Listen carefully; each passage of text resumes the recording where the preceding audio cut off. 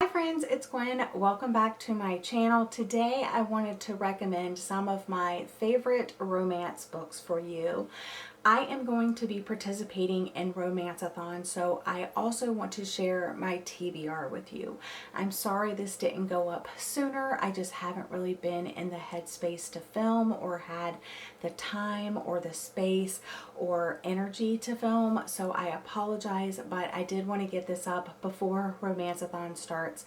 It starts on Monday, and I don't know if I'll actually be able to get it up before Monday, but I'm gonna try. It is Father's Day today, and I am filming this in the morning. I'm going over to my in-laws' house this afternoon, and then I am hoping to come home, edit this, and post it tonight. So let's go ahead and jump into some recommendations that you can use anytime you're in the mood for a romance, and then we will jump into my Romanceathon TBR. So I have a couple of Taylor Jenkins Reid recommendations for you.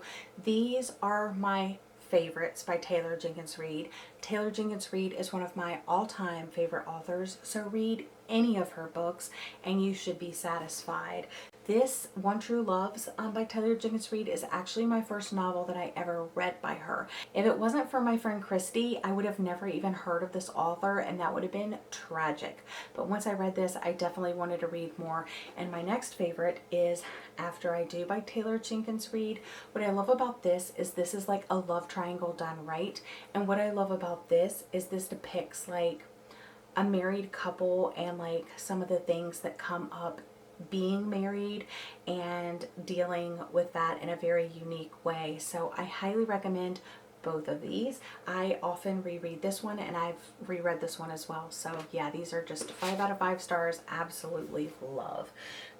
Next up, I picked 2 of my favorite Christina Lauren books for you.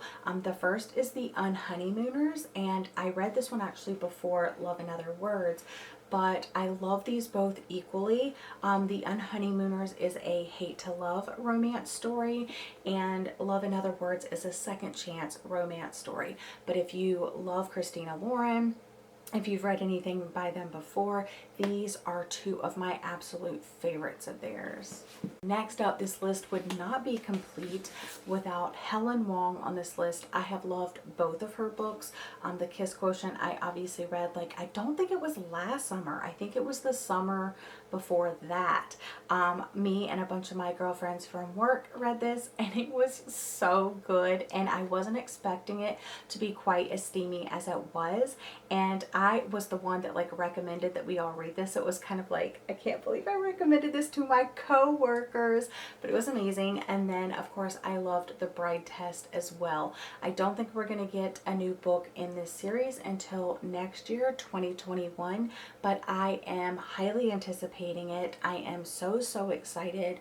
I'm very excited the character that we will be following, and I love the diversity, I love the commentary, I love the romance. Is just pick this up if you haven't already.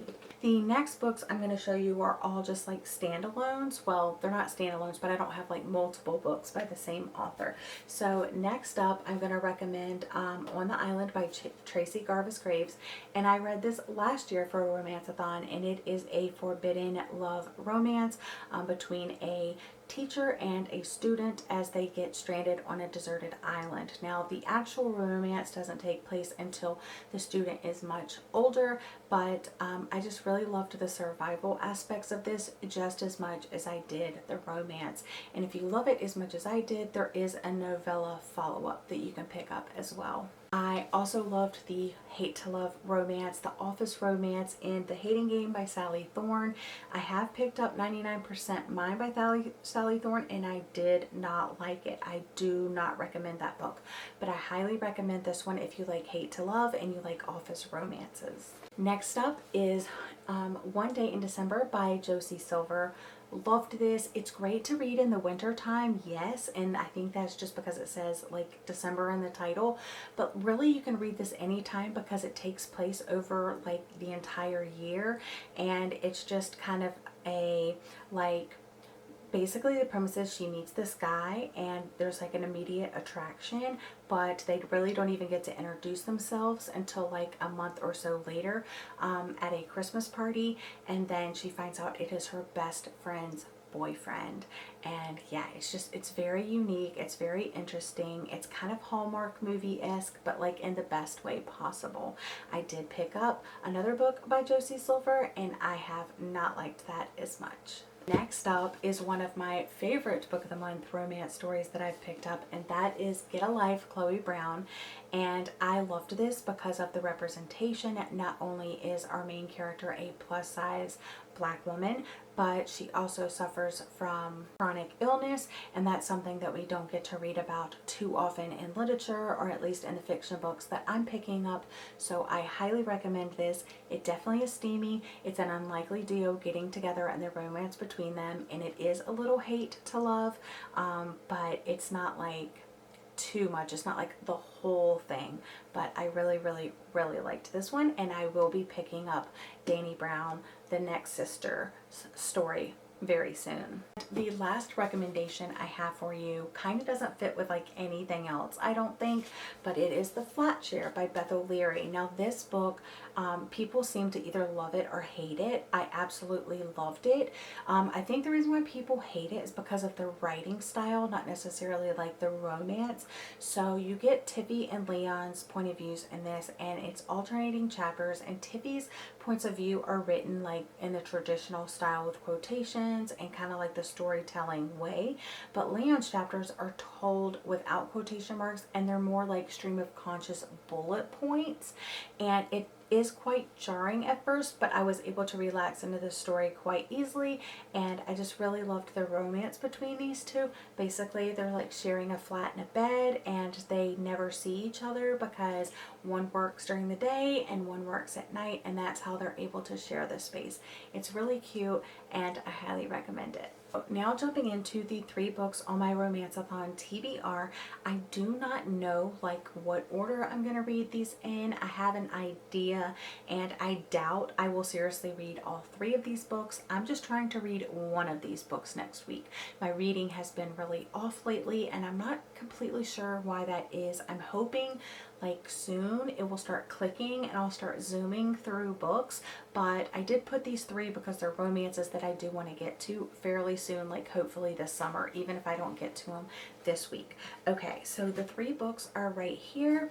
I have Beech Wreath by Emily Henry, and I keep telling everybody I'm gonna read it this month, I'm gonna read it this month, I'm gonna read it this month, and that is the plan. This is the one that I will think I prioritize over the other 2. I did try it before.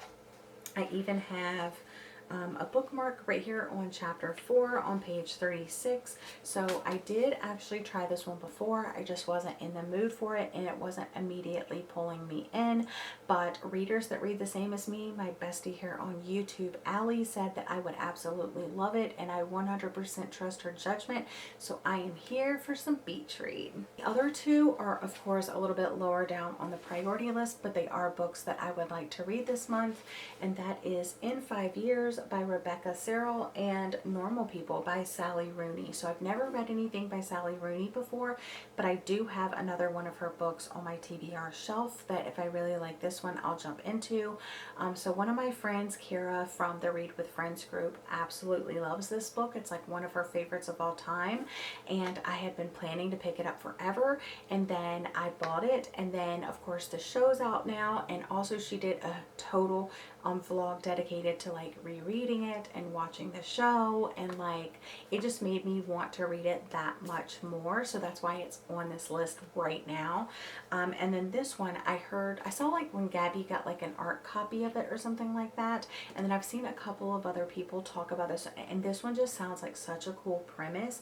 It's what would you do if you glimpsed your life 5 years from now and found out that it was different in every way. And this one is quite short. It's under like, it's around like 250 pages, so it could possibly go very quickly, but I was going to try to read this with Allie, and so I don't know if I'll actually get to this month or not, but if I don't get it get to it this month, I'll get to it next month maybe. But yeah, I'm really excited about all 3 of these actually. So like what order I read them in, or how much, you know, like what ends up happening during Romanceathon, I don't know, but they're all books that I'm really looking forward to. So that's all for today's video. I just wanted to share some of my all-time favorite romances with you and let you know what I could possibly be reading for Romanceathon starting tomorrow, Monday, whenever I'm posting this video.